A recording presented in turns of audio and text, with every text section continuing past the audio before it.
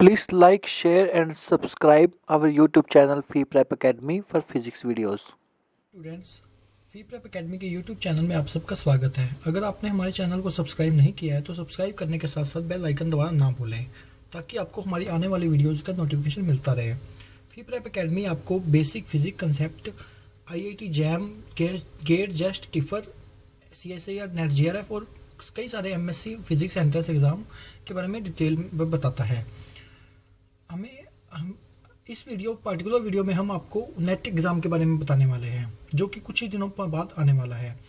अब स्टूडेंट ये सोचते हैं कि 15-20 दिन बाद नेट आने वाला है तो वो उस नेट की तैयारी को अपना कॉन्फिडेंस लूज कर देते हैं कि उनका नेट तो होने ही नहीं वाला। लेकिन फिजिक्स स्टूडेंट की लाइफ में एक जो फॉर्मूला है, distance is equal to speed into time, उसको फॉलो करना चाहिए। हमारे पास टाइम जरूर कम हो सकता है लेकिन अगर हम अपनी स्पीड को मेंटेन रखें तो हम वो डिस्टेंस कवर कर सकते हैं जिससे हमारा सीएसआई नेट एग्ज़ाम आराम से निकल सकता है।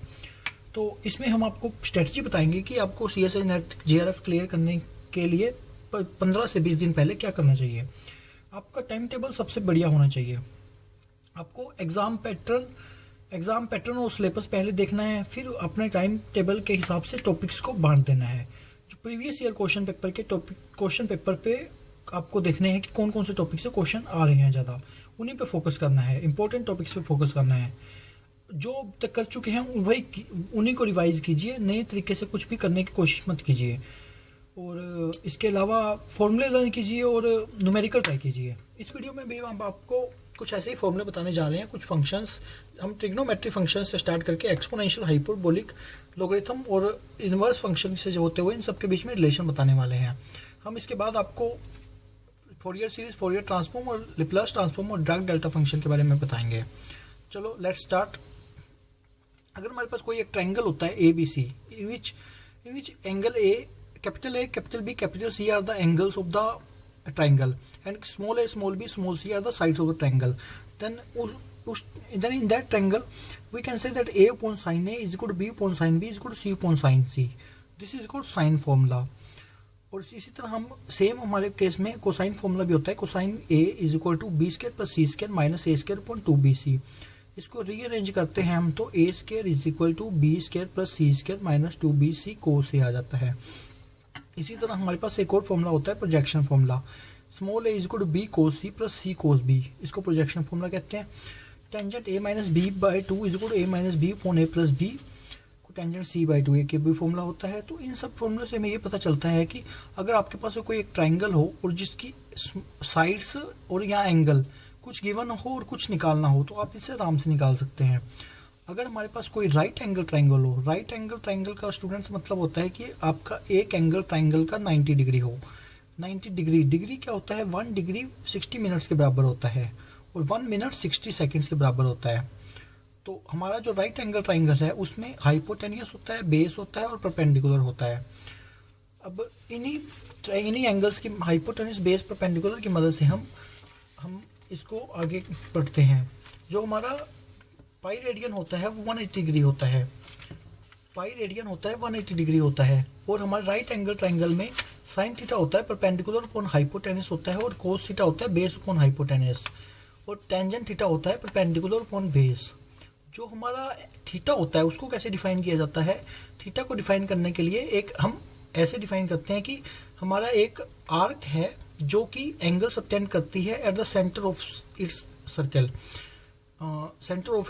देन तो जो इसका रेडियस ऑफ कोड होता है तो थीटा को हम डिफाइन करते हैं लेंथ ऑफ आर्क डिवाइड में रेडियस ऑफ कोड, theta is equal to L by are.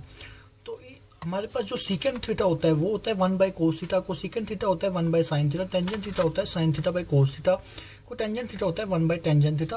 1 by tangent theta means inverse of this cos theta by sine theta आ जाएगा। ये ट्रिग्नोमेट्री फंक्शन आप बेसिक क्लासेस से पढ़ते आ रहे हैं। तो अब हम इसके आगे बढ़ते हैं। एक एक्सपोनेंशियल फंक्शन होता है। एक्सपोनेंशियल फंक्शन होता है E raise to power X is equal to, इसको अगर एक्सपोनेंशियल फंक्शन को हम सीरीज के टर्म में लिखते हैं तो E raise to power X is equal to 1 plus X square by 2 factorial plus X cube by 3 factorial and so on goes to infinity. इस इक्वेशन को हम 1 लिख देते हैं। एक्स को अगर हम माइनस एक्स से रिप्लेस करते हैं, एक्स तो E raise to minus X 1 minus X minus plus X square by 2 factorial minus X cube by 3 factorial plus and so on up to infinity. इस इक्वेशन को हम सेकंड लिख लेते हैं। E rest to power X plus iota Y जो होता है, E rest to power, इसको ब्रेक किया जा सकता है E rest to power X into E rest to iota Y. ये प्रॉपर्टी है एक्सपोनेंशियल्स की। तो इसको हम लिखते हैं बराबर equal to E rest to power X into cos Y plus iota sine Y. That is E rest to power iota X को हम लिख सकते हैं cos X plus iota sine X. इस इक्वेशन को हम थर्ड इक्वेशन लिख लेते हैं। एक्स को अगर माइनस एक्स से रिप्लेस कर देते हैं तो E rest to power iota X E rest to power minus iota बन जाएगा cos X minus iota sine X. ऐसा क्यों? क्योंकि साइन ऑफ माइनस एक्स जो होता है माइनस साइन एक्स होता है, और जो कोस ऑफ माइनस एक्स होता है वो कोस एक्स होता है। तो ये इक्वेशन थर्ड और फोर्थ आ जाएगी। अब हम इन दोनों थर्ड और फोर्थ इक्वेशन को ऐड और सब्ट्रैक्ट करते हैं तो हमारे पास कोस एक्स और साइन एक्स की वैल्यूज आ जाएंगी, जो कि कोस एक्स होगा ई rest to iota X plus E rest to minus iota X by 2, और साइन एक्स होगा ई rest to iota X minus E rest to minus iota X by 2 iota. तो अगर हम ये हमारे पास कोस एक्स एक्सपोनेंशियल की टर्म में आ गया और साइन एक्स एक्सपोनेंशियल की टर्म में आ गया, लेकिन हमने अभी देखा कि हमारे पास एक्सपोनेंशियल सीरीज की टर्म में भी है। तो हम अगर ये एक्सपोनेंशियल सीरीज की टर्म वाला यहाँ यूज कर लेते हैं तो हमारे पास जाहिर सी बात है कि हमारे पास कोस और साइन भी सीरीज की टर्म में आ जाएंगे। तो वही हम करेंगे। तो कोस एक्स और साइन एक्स, यहाँ पे e rest to iota x है, यहाँ पे ई रेस्ट टू एक्स है, तो हम एक्स को आयोटा एक्स लिखेंगे और E rest to cos X अगर हम यहाँ पर ई रेस्ट टू एक्स का इक्वेशन यूज करके E rest to iota X की वैल्यू यहाँ पुट करते हैं तो हमारे पास कोस एक्स और साइन एक्स की ये वाली सीरीज आ जाएगी। Cos X equal to 1 minus X square by 2 factorial plus X 4 by 4 factorial minus X 6 by 6 factorial, और साइन एक्स आएगा x minus X cube by 3 factorial plus X 5 by 5 factorial minus x 7 by 7 factorial. तो ये हो गया हमारा cos theta और sine theta का series में टर्म। अगर हम हाइपरबोलिक फंक्शन भी देखते हैं तो हाइपरबोलिक फंक्शन का ट्रिग्नोमेट्रिक और एक्सपोनेंशियल फंक्शन के साथ रिलेशन देखते हैं। तो हाइपरबोलिक फंक्शन को डिनोट करते हैं साइन हाइपरबोलिक आयोटा एक्स, इसको कहते हैं shine iota x. Shine iota x होता है आयोटा साइन एक्स, और कोश ऑफ आयोटा एक्स होता है cos X. Tangent of hyperbolic iota x होता है आयोटा टेन एक्स। इसी तरह यहाँ पे साइन ऑफ आयोटा एक्स होता है plus iota sine x. Cos of iota x होता है कोश x. Tangent of iota x होता है आयोटा टेंजेंट हाइपरबोलिक एक्स। इन फॉर्मूलों को हम सेम उस तरीके से भी याद कर सकते हैं जैसे साइन ऑफ माइनस थीटा जो होता है माइनस साइन थीटा होता है, और टेंजेंट ऑफ माइनस थीटा होता है माइनस टेंजेंट थीटा होता है, और cos of minus theta plus cos theta होता है। तो यहाँ पे भी ऐसा ही कुछ है। साइन ऑफ आयोटा एक्स, जो आयोटा है वो बाहर आ गया, जैसे sine of minus theta minus बाहर आ जाता है, माइनस साइन थीटा होता है, उसी तरह यहाँ आयोटा बाहर आ गया। लेकिन कोस के केस में कोस of minus theta plus cos theta होता है, तो यहाँ पे आयोटा बाहर नहीं आया। तो इसी तरह tangent of hyperbolic iota X minus iota tangent x होगा। तो इस तरह से हम इन फॉर्मूलों को याद कर सकते हैं। इसके अलावा हम चलते हैं, अब हम आगे बढ़ते हैं। अब हमारे पास है sine X equal to 1 by iota sine X, ये हमारे आयोटा एक्स। तो 1 बाई आयोटा को माइनस आयोटा लिख सकते हैं, तो minus iota sine of iota X. तो इसी तरह हमारे पास कोस ऑफ एक्स है जो कोस ऑफ आयोटा एक्स होगा। इन दोनों इक्वेशनों को अगर हम थर्ड और फोर्थ में यूज कर देते हैं तो हमारे पास E rest to power iota third और फोर्थ इक्वेशन में यूज करते हैं बेसिकली, तो फिर हमारे पास एक्सपोनेंशियल टर्म आ जाएगी कोस और साइन के टर्म में। जैसे कि हमने अभी किया जैसे कि हमने अभी कोस को एक्सपोनेंशियल की टर्म में लिखा, फिर साइन को एक्सपोनेंशियल की टर्म में लिखा, तो अब हम क्या चाहते हैं, हम कोस को और साइन को भी एक्सपोनेंशियल की टर्म में लिखना चाहते हैं। तो हमने क्या किया, हमने कोस साइन एक्स और कोस एक्स की वैल्यू निकाली, तो हमने इस इक्वेशन में कोस और साइन एक्स की वैल्यू पुट कर दी थर्ड और फोर्थ इक्वेशन में। तो हमारे पास E rest to power x इधर है, कोस एक्स की वैल्यू जो अभी हमने निकाली वो डालेंगे, साइन एक्स की वैल्यू अभी हमने निकाली वो डालेंगे। तो हमारे पास E rest to power X और E rest to minus iota X की वैल्यू ये आ जाएगी। E rest to power X की वैल्यू आई क्या आई, cos of iota X plus sine of iota X, और E rest to minus iota X की वैल्यू आएगी cos of iota X minus sine of iota X. तो ये E rest to iota X की value ये आ गई। अब E rest to minus iota X की वैल्यू आ गई, तो आयोटा एक्स को एक्स से रिप्लेस कर देते हैं। अगर तुम E rest to power X, क्योंकि आयोटा एक्स भी एक एंगल है और एक्स भी एक एंगल है, तो हम इसको रिप्लेस कर सकते हैं। तो E rest to power X is equal to cos X plus sine X, और E rest to minus X cos X minus sine X. तो हमारे अगर इसको फिर जैसे पहले हमने किया था तो एडिंग और सब्ट्रैक्टिंग करेंगे तो हमारे पास कोस एक्स की टर्म एक्सपोनेंशियल की टर्म में आ जाएगी और साइन एक्स की टर्म भी एक्सपोनेंशियल की टर्म में आ जाएगी। तो cos X equal to E rest to X plus E rest to minus X by 2 और sine X E rest to X minus E rest to minus X by 2। तो अगर हम, ये तो हमारे पास आया कोश एक्स एक्सपोनेंशियल की टर्म में और साइन एक्स एक्सपोनेंशियल की टर्म में, लेकिन हम इसको सीरीज की टर्म में भी ला सकते हैं जैसा हमने पहले किया था। E raise to power X और E raise to minus X की वैल्यू पुट करते हैं तो हमारे पास ये फिर से आ जाएगा। E raise to power X और E raise to minus X की वैल्यू कहाँ से आएगी, जो हमारे पास फर्स्ट और सेकंड इक्वेशन है। फर्स्ट और सेकंड इक्वेशन से ई रेज़ टू एक्स और E raise to minus X की वैल्यू आ जाएगी। तो हम इसको कोश एक्स की जो सीरीज टर्म आएगी वो ये आएगी 1 plus X square by 2 factorial plus X 4 by 4 factorial plus up to so on. Sine X equal to X plus X cube by 3 factorial plus X 5 by 5 factorial and so on. लेकिन अभी तक हमने जितने भी ऊपर function पढ़े हैं सारे पीरियोडिक हैं। पीरियोडिक फंक्शन क्या होता है कि जो हमारे पास F of X equal to F of x plus theta, theta जो होगा पीरियड होगा। इसका मतलब क्या है कि हमारे पास फंक्शन है कोई एक्स का, अगर उस एक्स के फंक्शन में एफ, अगर एक्स को थीटा से इंक्रीमेंट कर दिया जाए और फिर से वही फंक्शन रिपीट हो जाए तो उसको कहते हैं पीरियोडिक फंक्शन, और जो थीटा होगा वो पीरियड कहा जाएगा। और ऊपर वाले सारे फंक्शन पीरियोडिक हैं, इनमें से इनका पीरियड डिफरेंट है। तो हमारे पास exponential X plus iota Y का पीरियड है 2 पाई आयोटा, और साइन एक्स और कोस एक्स का पीरियड है वो 2 पाई है, और जो साइन एक्स और कोस एक्स का पीरियड है वो 2 पाई आयोटा है, और टेंजेंट एक्स का पीरियड पाई है, और टेंजेंट हाइपरबोलिक एक्स का पीरियड पाई आयोटा है। ये सब करने के बाद हम एक और फॉर्मूले पढ़ेंगे जिसमें ऐसा है कि अगर हमारे पास sine X equal to sine Y होता है, sine X equal to sine Y होता है तो हमारे पास एक्स की वैल्यू होगी N pi plus minus 1 raise to power N Y. Sine Y equal to 0 अगर होता है, साइन एक्स इक्वल टू 0 तो वाई की वैल्यू 0 और X equal to N pi आ जाएगा। Similarly cos X equal to cos Y के case में X equal to N pi plus minus Y. अगर कोस एक्स इक्वल 0 होता है तो X equal to N plus 1 pi by 2। अगर हमारे पास tangent X equal tangent Y होता है, tangent X equal tangent Y के केस में X equal to N pi plus Y, और tangent X equal to 0 case में X equal to N pi. तो ये भी हमारे पास फॉर्मूले हैं। तो इनके अलावा अब हम चलते हैं आपके कंपैरिजन पे।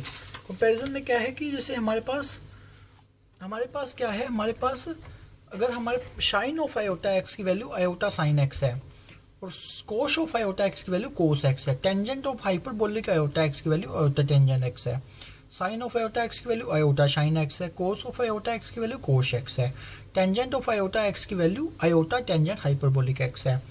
अब हम इनके बीच में रिलेशन बताने वाले हैं आपको, सर्कुलर और हाइपरबोलिक फंक्शंस के बीच में इनके कंपैरिजन करने वाले हैं। तो कंपैरिजन किस तरह करेंगे हम, तो जो हमारा sine square X plus cos square X equal to 1 होता है, ये आप स्टैंडर्ड फॉर्मूले हैं, secant square X minus tangent square X equal to 1, cosecant square X minus cotangent square X equal to 1। ये हमारे पास साइन ट्रिग्नोमेट्री में हम सभी पढ़ते रहते हैं। अब हम हाइपरबोलिक के टर्म में एक ऐसे डिफाइन करेंगे, sign square x, sign X की वैल्यू यहाँ से हम उठाएंगे, साइन एक्स की वैल्यू क्या होगी, sine of iota X divide by iota.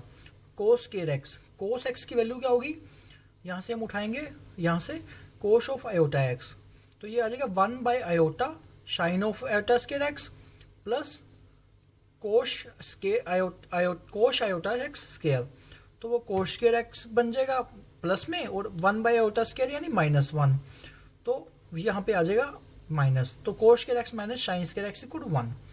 तो इसी तरह हमारे पास secant square X minus tan square X equal to 1 का फॉर्मूला इधर यहाँ बन जाएगा, secant square X minus tangent hyperbolic square X minus 1 equal to 1। Cosecant square X minus cotangent square X equal to 1, यहाँ पे cotangent hyperbolic square X minus cosecant hyperbolic square X equal to 1 बन जाएगा। ये हम इन्हीं फॉर्मूले से, ऊपर वाले फॉर्मूले से ड्राइव कर सकते हैं आराम से। तो अगर हमारे पास नेक्स्ट फॉर्मूले हैं, sine A plus minus B equal to sine A cos B plus minus cos A sine B. तो ये हम इसी तरह हम साइन हाइपरबोलिक में देख रहे हैं रिलेशन कैसा है, sine hyperbolic A plus B, आगे फर्दर आगे मैं ऊपर वाला साइन ही पढ़ूंगा, sine of hyperbolic A plus B equal to sine of hyperbolic A cos of cos B plus cos A sine B, cos A plus B is equal to cos B minus sine A sine B, cos A plus B is equal to cos B plus sine A sine B, tangent A plus B is equal tangent A plus tangent B upon 1 minus tangent B, tangent hyperbolic A plus B is equal tangent hyperbolic A plus tangent hyperbolic B upon 1 plus tangent hyperbolic B. तो ये इनके बीच में comparison है circular और hyperbolic relation के बीच में। आप देख लीजिए, अगर हमारे पास कोस ए प्लस बी होता है तो कोस A cos B minus sine A sine B, और अगर कोस ए प्लस बी होता है तो कोस A cos B plus sine A sine B. तो जहां पे यहाँ माइनस है वो प्लस में चेंज हो जाएगा। मैंने इसको सर्कुलर रेड मार्क से सर्कल किया हुआ है आपको क्लियरेंस के लिए। अगर हमारे पास साइन की टर्म में ये बात करते हैं, साइन ऑफ माइनस एक्स होता है minus sine X, cos of minus X होता है कोस एक्स, और टेंजेंट ऑफ माइनस एक्स होता है माइनस टेंजेंट एक्स। साइन के केस में जो होगा, sine minus X equal to minus sine X, cos of minus X equal to cos X, tangent of minus hyperbolic minus X equal to minus tangent hyperbolic X. तो ये formulas हमारे होते हैं same रहते हैं। तो आगे हम बढ़ते हैं इससे आगे क्या है हमारे पास, जो हमारे पास साइन 2x है, साइन 2x जो फॉर्मूला है वो 2 साइन एक्स कोस एक्स होता है, 2 tangent X upon 1 plus tan square X, और साइन 2x है वो 2 साइन एक्स कोस एक्स। ये फॉर्मूला सेम है। Cos 2x equal to cos square X minus sine square X equal to 1 minus tan square X upon 1 plus tan square X. लेकिन यही formula hyperbolic में कैसे change होता है, cos of square cos 2x equal to cos square X plus sign square X, और tangent 2x का formula होता है 2 tan x upon 1 minus tan square X, और टेंजेंट हाइपरबोलिक 2x का फॉर्मूला होता है 2 tangent hyperbolic x upon 1 plus tangent hyperbolic square X. तो ये फॉर्मूलाज आप देख लीजिए, यहाँ पे माइनस है यहाँ प्लस हो जाएगा, यहाँ माइनस है यहाँ पे प्लस हो जाएगा। तो ये चीज़ ध्यान से आप नेट के पे एग्जाम में देखिए।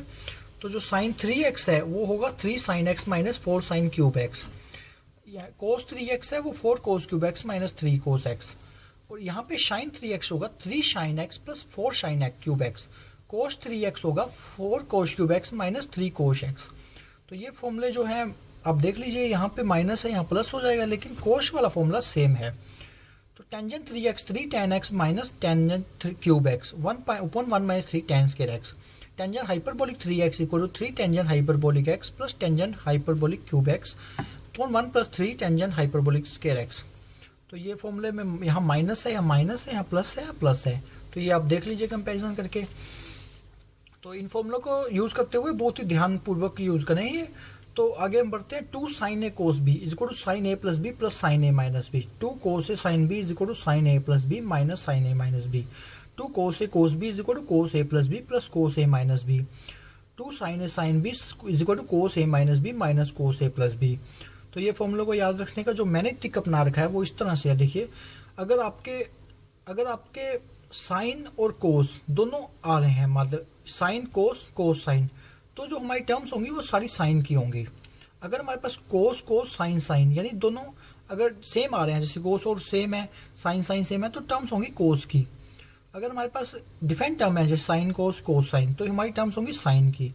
दूसरी बात, जो दूसरे नंबर पे टर्म है, ये दूसरे नंबर पे टर्म है, यहाँ पे कोस है दूसरे नंबर पे, तो यहाँ पे प्लस आएगा, दूसरे नंबर पे साइन है तो यहाँ पे माइनस आएगा, दूसरे नंबर पे प्लस है कोस है तो यहाँ प्लस आएगा, दूसरे नंबर पे साइन है तो यहाँ माइनस आएगा। तो ये जो हमारे साइन वाले केस में कैसे होते हैं वो देखते हैं। जो हमारे 3 फॉर्मूले ये हैं ये तो रहेंगे सेम, लेकिन 2 साइन ए साइन बी का यहाँ पे क्या बन जाएगा वो हम देखते हैं। 2 साइन ए साइन बी जो कि इधर सर्कुलर वाली side cos A minus B minus cos A plus B था, अब यहाँ पे 2 sine A sine B is equal to cos A plus B minus cos A minus B बन जाएगा। तो ये चीज का ध्यान रखिए आप। Sine C plus sine D जो है वो 2 sine C plus D upon 2 cos C minus D upon 2 होता है। Sine C minus sign D 2 cos C plus D upon 2 sine C minus D upon 2 होता है। Cos C plus cos D 2 cos C plus D by 2 cos C minus D by 2, cos C minus cos D 2 cos C plus D by 2 cos D minus C by 2। जो ये ऊपर वाले 3 फॉर्मूले हैं same रहेंगे इधर भी, लेकिन हमारे जो लास्ट वाला फॉर्मूला है cos C minus cos D is equal to cos C plus D upon 2 cos D minus C minus D upon 2, वो हमारा cos C minus cos D is equal to 2 sine C plus D upon 2 sine C minus D upon 2 बन जाएगा। अब हमारे पास एक और function है जो हम इसके बारे में आपको बताएंगे, वो फंक्शन है लोगरिथम फंक्शन। लोगरिथम फंक्शन को हम सीरीज की टर्म में आपको बताने जा रहे हैं। log 1 प्लस एक्स जो है x minus X square by 2 plus X cube by 3 and so on, ये हमारे पास सीरीज के टर्म में log 1 प्लस एक्स की वैल्यू है। अगर हम इसको x को माइनस एक्स से रिप्लेस कर देते हैं तो हमारे पास log 1 माइनस एक्स की भी वैल्यू आ जाएगी, minus X square by 2 minus X cube by 3 and so on. तो ये हमारे पास एक और लोगरिथम फंक्शन है। अब हम इन सब फंक्शंस के जो हमने आपको बताया है इन सबका आपको डेरिवेटिव्स बताएंगे। तो हमारे पास डेरिवेटिव ऑफ साइन एक्स होता है कोस एक्स, और डेरिवेटिव ऑफ कोस एक्स होता है माइनस साइन एक्स, और डेरिवेटिव ऑफ टेंजेंट एक्स होता है सीकेंड स्क्वायर एक्स। अगर हम हाइपरबोलिक वाली साइड देखें तो हमारे पास डेरिवेटिव ऑफ साइन एक्स होता है कोस एक्स, जो कि हमारे वो सर्कुलर वाले फंक्शन से सेम है। डेरिवेटिव ऑफ कोश एक्स होता है plus sine x. Derivative of tangent hyperbolic x होता है सीकेंट हाइपरबोलिक स्क्वायर एक्स। और डेरिवेटिव ऑफ कोटेंजेंट एक्स होता है minus cosecant square x. Derivative of cotangent hyperbolic x के एक्स जो minus cosecant hyperbolic square x वो same हो गया। Derivative of secant x ten x के बराबर होता है। Derivative of secant x minus secant x ten x tangent hyperbolic x होता है। Derivative of cosecant x minus cosecant x cotangent x होता है। Derivative of cosecant hyperbolic x जो है minus cosecant hyperbolic x cotangent hyperbolic x के बराबर होता है। तो यहाँ पे हम देख सकते हैं कि कोस और सीकेंट इन दोनों के केस में जो हमारा डेरिवेटिव है वो डिफरेंट साइन दिखा रहा है। यहाँ पे माइनस, यहाँ पे प्लस, लेकिन सीकेंट का यहाँ पे प्लस, यहाँ पे माइनस। तो आप इस चीज का ध्यान रखिए। अब हम आपको इनवर्स के बारे में डेरिवेटिव बताने जा रहे हैं, लेकिन ये आपके नेट के सिलेबस में नहीं है, तो आप इसको स्किप भी कर सकते हैं। अदरवाइज हम इसको कंप्लीशन के लिए आपको बताने जा रहे हैं। तो डेरिवेटिव होता है साइन इनवर्स एक्स का, वो 1/√1 माइनस एक्स स्क्वायर होता है।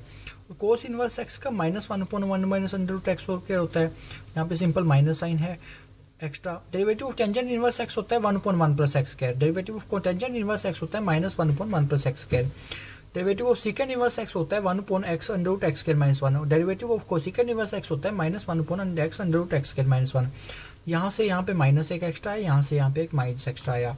Derivative of sine inverse x होता है 1/1 plus X square. Derivative of cos inverse x होता है 1/√x square -1। Derivative of tangent hyperbolic inverse x होता है 1/1 minus X square. Derivative of cotangent hyperbolic inverse x होता है -1/x स्क्वायर -1।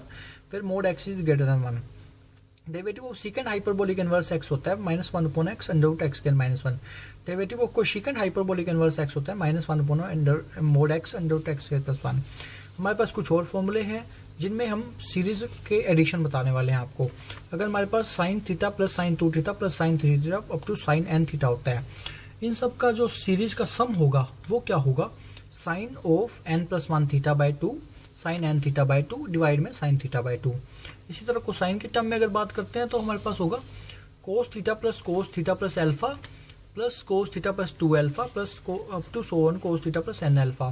तो ये हमारे पास इसका रिलेशन होगा sine n+1 alpha by 2 divide में sine alpha by 2 into cos theta plus n alpha by 2। यहाँ पे n अल्फा बाई 2 है, थीटा अलग है, तो इस चीज़ का ध्यान रखिए। तो इसके अलावा हमारे पास अब आगे हम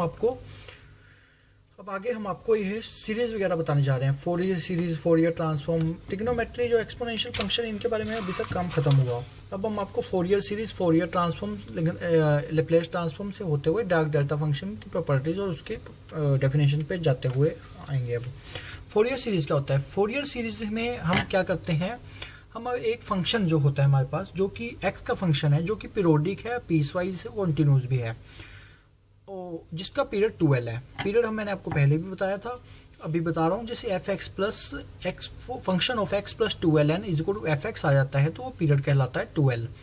तो इसमें यहाँ पे पीरियड एक्स जो है -l से l के बीच में लाई करता है, यानी कि 2l इसका इंटरवल है, 2l पीरियड है। तो हमारे पास अगर हमारे पास कोई ऐसा फंक्शन होता है जो पीरियोडिक हो और पीसवाइज कॉन्टिन्यूस फंक्शन हो, पीरियड 2l, तो हम उसको फंक्शन को सीरीज के टर्म में रिप्रेजेंट कर सकते हैं। F x equal to a0 plus summation n equal to 1 to infinity an cos nx plus bn sin nx। तो यहाँ पे हम कोफिशिएंट होते हैं a0, an और bn, ये फोरियर कोफिशिएंट कहलाते हैं।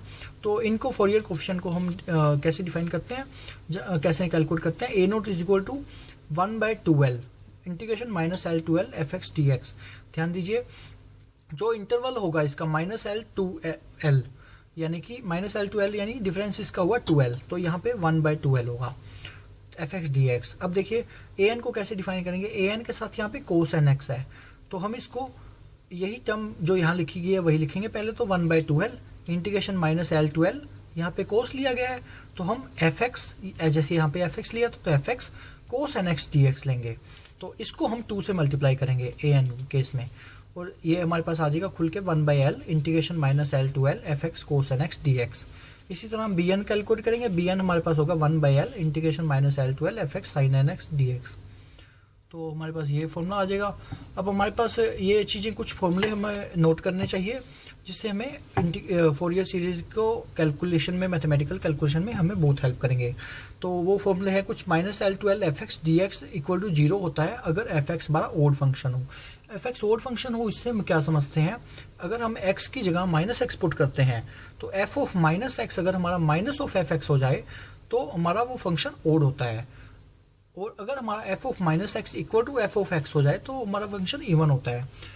Odd function, even function. Odd function का एग्जांपल जैसे x क्यूब अगर f(x) equal to x cube है तो हम अगर x की वैल्यू -x रखते हैं तो हमारा f ऑफ -x जो होगा माइनस ऑफ x क्यूब हो जाएगा, तो हमारा वो फंक्शन ओड होगा। तो उस केस में हमारा इंटीग्रेशन 0 होगा। कुछ और फॉर्मूले हैं जिनको हमें नोट करना पड़ेगा, जैसे कि integration of 0 to 2 pi sin nx dx जो होता है वो 0 होता है अगर हमारे पास, लेकिन अगर हमारे पास डिफरेंट टर्म कोस की भी साथ में हो, जैसे sin nx cos mx dx 0 to 2 पाई, ये भी 0 होगा। लेकिन अगर हमारे पास दोनों सेम टर्म्स हो, जैसे साइन और साइन या फिर कोसाइन और कोसाइन, तो हमारे पास जो इंटीग्रेशन होगा वो क्रोनिकल डेल्टा टाइप का होगा। For example integration of 0 to 2 pi sin nx sin mx dx equal to integration of 0 to 2 pi cos nx cos mx dx equal to, जो इसका इंटरवल है वो लेंगे हम पहले तो 2 पाई, 0 to 2 पाई इंटरवल इसका 2 पाई, तो इसको 1/2 कर देंगे, इसका आंसर आ जाएगा पाई। ये तब होगा जब if m is equal to n, यानी कि cos ऑफ nx और जो cos ऑफ mx यानी इनका जो कोफिशिएंट है वो अगर इक्वल होते हैं। अगर इक्वल नहीं होते तो 0। ये सेम क्रोनिकल डेल्टा के फॉर्म में है, जैसा कि हम क्रोनिकल डेल्टा में पढ़ते हैं, is equal to 0 if not m is not equal to n, if equal not equal to 0 if m is equal to n। तो फोरियर सीरीज के आप न्यूमेरिकल ट्राई कर लीजिए। फोरियर सीरीज का जो हम आपको एग्जाम्पल बताने वाले हैं, आप एग्जाम्पल बुक में देख सकते हैं, square wave, triangular wave, sawtooth wave, या फिर आप अपने कुछ और न्यूमेरिकल ट्राई कर सकते हैं। फोरियर सीरीज का फॉर्मूले में जो मैंने आपको बताना था बता चुके हैं, आप इसके न्यूमेरिकल जरूर ट्राई कीजिए। तो इसके अलावा हमारे पास कुछ और फॉर्मूले हैं जो आपकी हेल्प करने वाले हैं।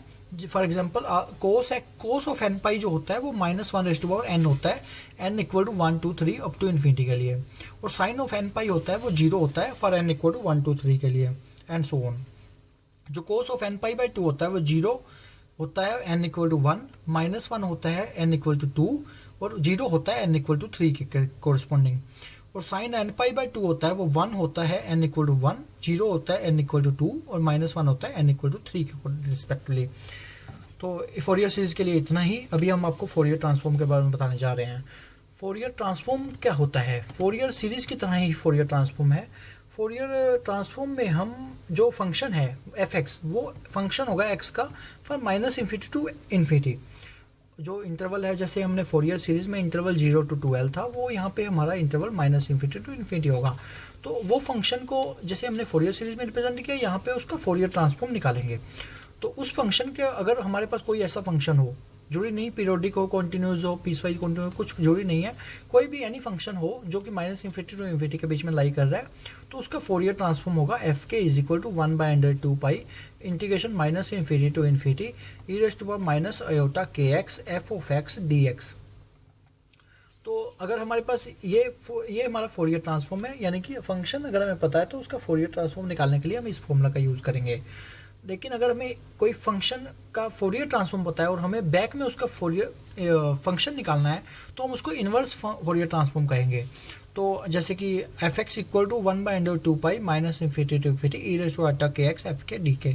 ध्यान दीजिए, यहाँ पे हमारा फोरियर ट्रांसफॉर्म निकालना है हमने फंक्शन का f(k) is equal to 1/2 pi integration -∞ to infinity e raise to minus iota kx f(x) function हमें गिवन है dx। अगर हमें फंक्शन निकालना है तो f(x) इधर आ जाएगा, और ये फोरियर ट्रांसफॉर्म में हमें पता है इधर आ जाएगा, और e raise to minus iota x की बजाय kx की बजाय e raise to iota kx हो जाएगा, dx की बजाय dk हो जाएगा। तो ये हमारे पास Fourier transform inverse Fourier transform की टर्म में बात है। अगर हम फोरियर ट्रांसफॉर्म में 1/2 पाई नहीं लेते तो हमें इनवर्स फोरियर ट्रांसफॉर्म के केस में 1/2 पाई लेना पड़ेगा इंस्टेड 1/2 पाई। ठीक है, तो हम इसके बारे में प्रॉपर्टीज के बारे में जानते हैं। इनके प्रॉपर्टीज में फोरियर ट्रांसफॉर्म की प्रॉपर्टीज में अगर हमें फोरियर ट्रांसफॉर्म f(x) और g(x) का पता है, f(x) और g(x) का फोरियर ट्रांसफॉर्म f(k) और f(k) डैश है, तो हमें अगर अल्फा f(x) और बीटा g(x) का फोरियर ट्रांसफॉर्म निकालना है तो वो हमारा होगा f of alpha f x plus beta g x equal to alpha of f k plus beta of f k dash.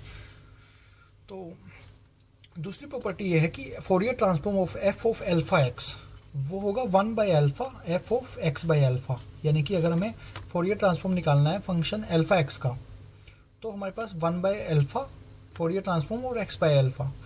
और अगर हमें f of x Fourier transform निकालना है function of x plus a का, तो हमारे पास वो होगा ई rest to iota a k f of k. और ये ध्यान, अगर Fourier f of e rest to power a x f x होगा f of k plus iota है। ध्यान दीजिए यहाँ पे एफ ऑफ एक्स प्लस ए है और यहाँ पे e rest to power iota ए आ गया, और यहाँ पे आयोटा ए है और यहाँ पे e rest to power a x आ गया। तो ये चीज़ का ध्यान दीजिए। तो और हमारे पास F of f x cos a x होता है 1/2 f of k minus a plus f of k plus a. तो ये फॉर्मूले हैं कुछ फोरियर ट्रांसफॉर्म के प्रॉपर्टीज़। इसके अलावा कुछ और भी प्रॉपर्टीज़ हैं, हम उनको डिस्कस करते हैं।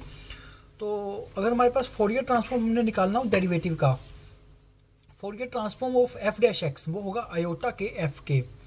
अगर हमें फोरियर ट्रांसफॉर्म इंटीग्रेशन का निकालना है by chance, f Fourier transform of integration होगा f of 0 to x f x d x होगा 1 आयोटा के एफ के। तो हमारे पास एक कॉन्वोल्यूशन थ्योरम भी होती है। कॉन्वोल्यूशन थ्योरम का मतलब है कि अगर हमारे पास f x star g x हो 1/2 pi minus infinity to infinity f u phi x minus u d a, तो हम इसका फोरियर ट्रांसफॉर्म निकाल सकते हैं f x star g x equal to f k into g k, जो कि होगा 1/2 pi minus infinity to infinity f x e raise to minus होता है k x d x into 1/2 pi integration minus infinity to infinity g x e raise to minus होता है k x d x. हमारे पास Parseval identity जो होती है, Parseval identity क्या होती है, minus infinity infinity f x का square d x equal to integration minus infinity infinity f k square d k. अब हम फोरियर सीरीज और फोरियर ट्रांसफॉर्म के बारे में काफ़ी जान चुके हैं। आप इसके न्यूमेरिकल जरूर ट्राई कीजिए। हम भी अब अगली वीडियोस में न्यूमेरिकल जरूर ट्राई करेंगे, लेकिन हमारे पास जैसे नेट का कुछ दिन बाद नेट का एग्जाम है तो हमारे पास टाइम कम है, तो हम आपको न्यूमेरिकल ट्राई करने के लिए सजेस्ट करते हैं। फोरियर सीरीज और फोरियर ट्रांसफॉर्म के बाद अब हम आते हैं लेप्लास ट्रांसफॉर्म पे। लेप्लास ट्रांसफॉर्म क्या होता है? लेप्लास ट्रांसफॉर्म अगर हमारे पास कोई फंक्शन है, जैसे कि हमने अभी देखा फोरियर सीरीज में हमारा फंक्शन एफ एक्स था जो वो 0 to 2l डिफाइंड था, और हमारा फोरियर ट्रांसफॉर्म में हमारा जो फंक्शन था वो हमारा minus infinity to infinity defined था। इसी तरह लेप्लेस ट्रांसफॉर्म में जो हमारा फंक्शन होगा वो एफ टी का फंक्शन एफ टी जो कि हमारा सारे t greater than equal to 0 के लिए डिफाइंड है, यानी कि 0 to इन्फिनिटी के लिए डिफाइंड है। उसका लेप्लेस ट्रांसफॉर्म क्या होगा? F of s equal to l of f t, l उसका सिंबल है लेप्लेस ट्रांसफॉर्म का, l of f t is equal to integration 0 to infinity f t e raise to minus s t d t. तो ये उसका formula है।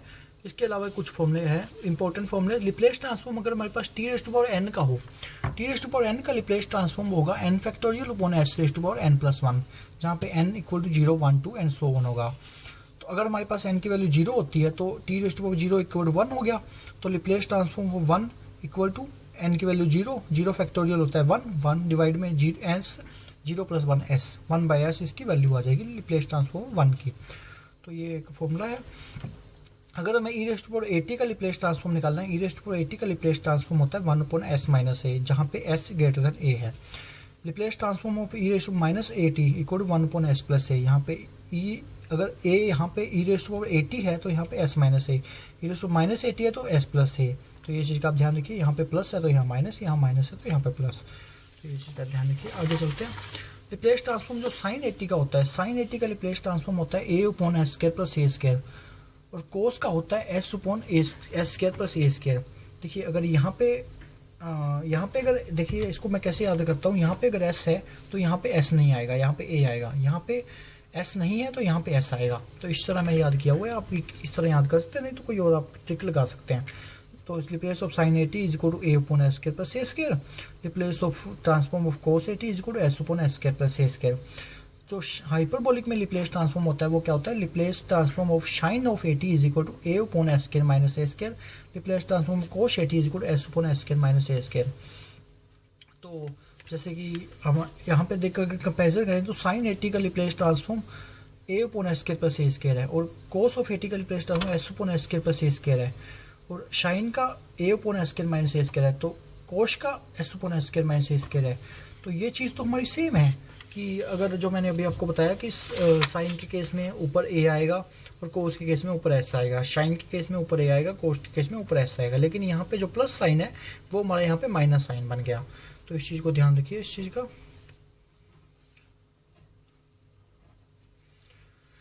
तो Laplace transform जो होता है e⁻80 साइन बीटी, ये क्या होगा? अब देखिए साइन बीटी का जो साइन बीटी का लिप्लेस ट्रांसफॉर्म होगा b/s² प्लस b²।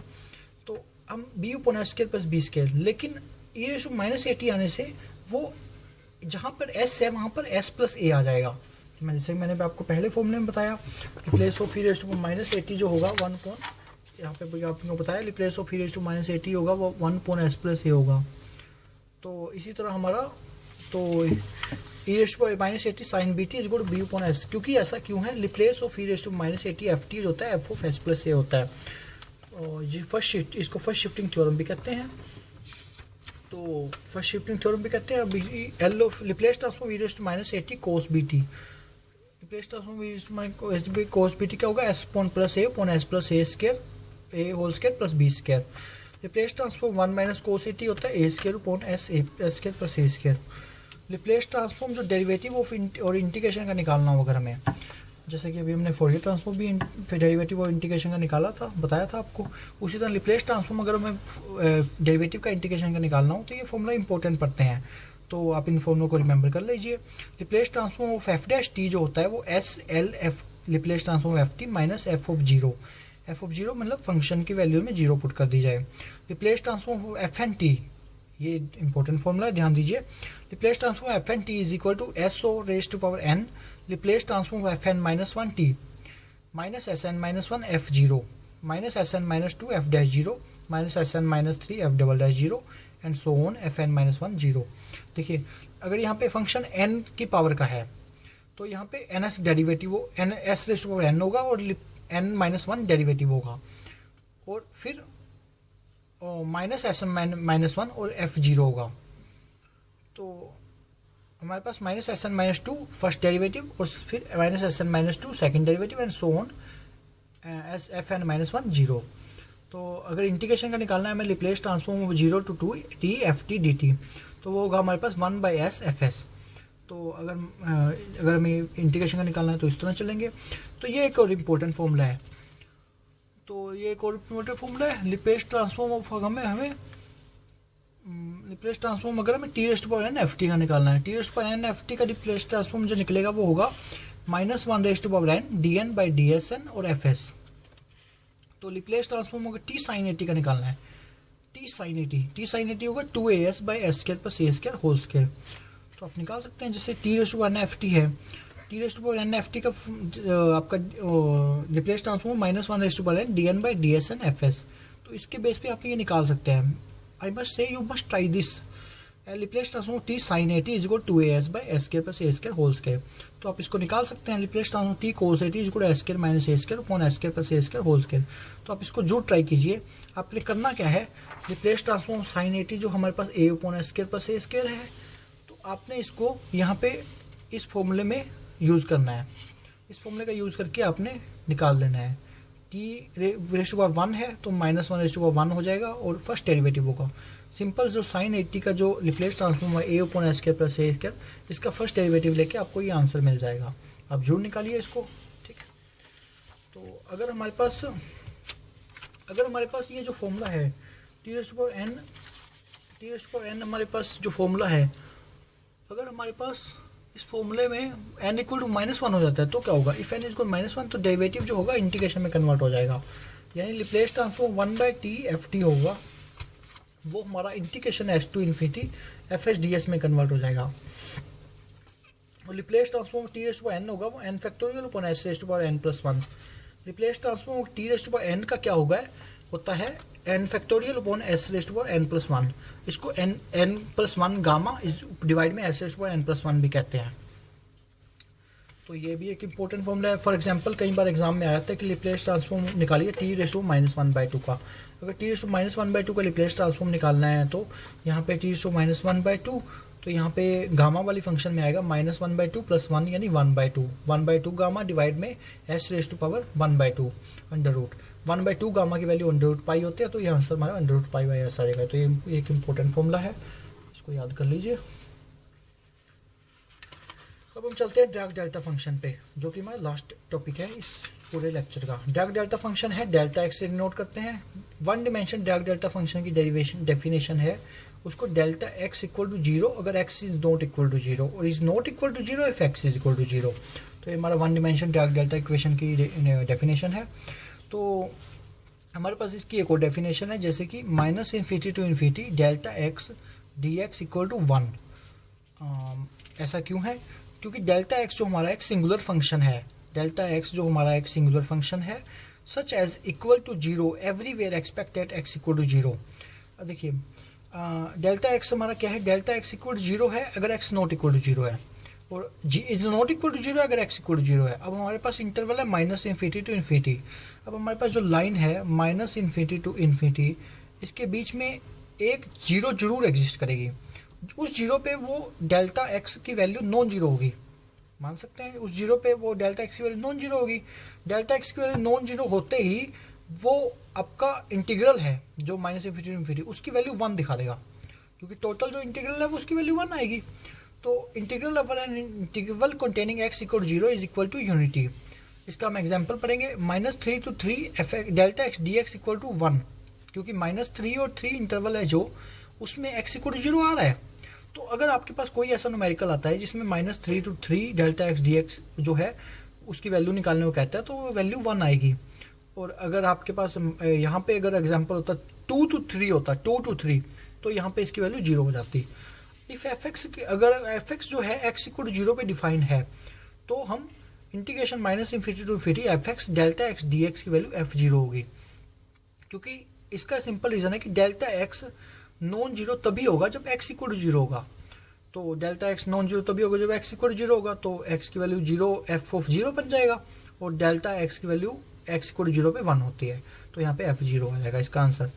तो शिफ्टिंग, अगर हम कोऑर्डिनेट सिस्टम को x इक्वल टू a पे शिफ्ट कर देते हैं तो हमारे पास क्या रहेगा, तो -∞ to infinity f of x delta x minus a, जो dx होगा वो f ऑफ a के इक्वल होगा। सेम ये कंडीशन है, तो यहाँ पे f ऑफ 0 आ गया था, यहाँ पे a आ जाएगा। तो डेल्टा x माइनस a, ये delta of x minus a 1 तभी होगा जब x इक्वल टू a होगा, बाकी सब केसेस में ये 0 हो जाएगा।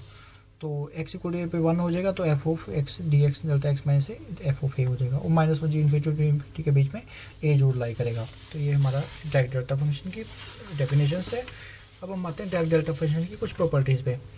तो ड्रैग डेल्टा फंक्शन की कुछ प्रॉपर्टीज़ पे हम आते हैं। Properties of Dirac delta function, इसकी फर्स्ट प्रॉपर्टी है सिमेट्री प्रॉपर्टी। सिमेट्री प्रॉपर्टी है delta of x minus a equal to delta of a minus x। अगर हम x minus a Dirac delta लेते हैं और a माइनस x का Dirac delta लेते हैं, दोनों सेम आएंगे। Delta of x square minus a square होगा delta of x minus a into x plus a, और -∞ to infinity delta of x minus a into delta of x minus b d x equal to delta of a minus b होगा। तो इसी तरह हमारे पास x delta x equal to 0 होगा। तो x delta x 0 मतलब कि x equal to x delta x जो है वो नॉन जीरो होगा x इक्वल टू 0 पे, और x इक्वल टू 0 पे x खुद 0 होगा, तो आंसर हमेशा 0 आएगा। Thank you for listening us, and please like, share and subscribe this video so that we can get motivated so that we publish new videos. Thank you very much, and please have a nice day. Thank you listening us, and please like, share and subscribe this video. आपकी like, share और subscribe से हमें motivation मिलेगा और हम नई से नई और वीडियो भी डालते रहेंगे। Thank you very much and have a nice day.